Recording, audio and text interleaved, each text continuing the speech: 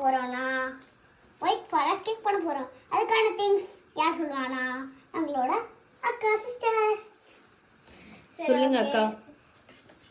Cake செய்ய தேவையான பொருட்கள்: மைதா, சர்க்கரை, 2 tablespoon butter, 1 cup milk, 1 cup oil, அப்புறம் பைனாப்பிள் எசன்ஸ், வெனிலா எசன்ஸ். உங்களுக்கு ரெண்டு ஏதாச்சும் ஒன்றுனா யூஸ் பண்ணிக்கோங்க.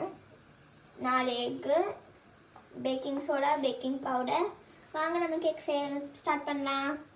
அதுவும் முக்கியமாக தேவை என்னதுன்னா இந்த கேக் செய்ய பவுல். ஃபர்ஸ்ட் நம்ம 4 முட்டை உடைச்சுக்கலாம்.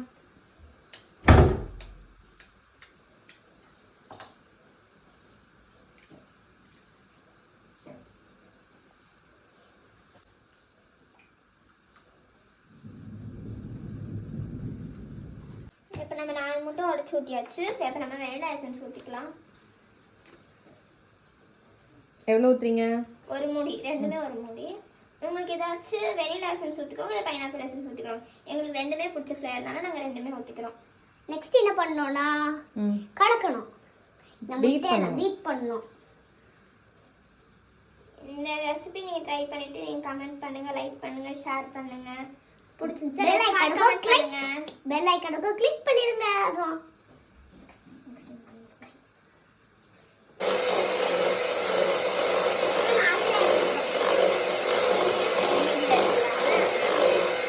நெக்ஸ்ட் பீட் பண்ணதுக்கு அப்புறம் 1 கப் சுகர் ஆட் பண்ணணும். மறுபடியும் பீட் பண்ணணும்.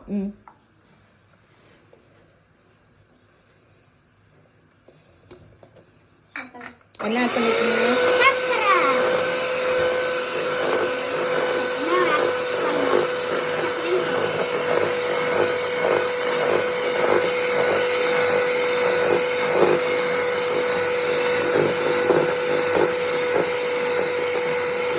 நல்லா பீட் பண்ணணும்.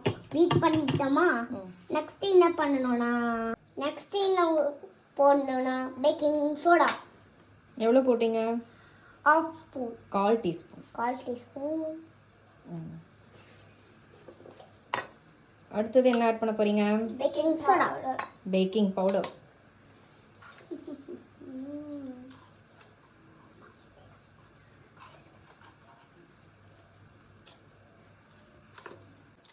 இப்போ 1 டீஸ்பூன் ஆட் பண்ணு பேக்கிங் பவுடர்.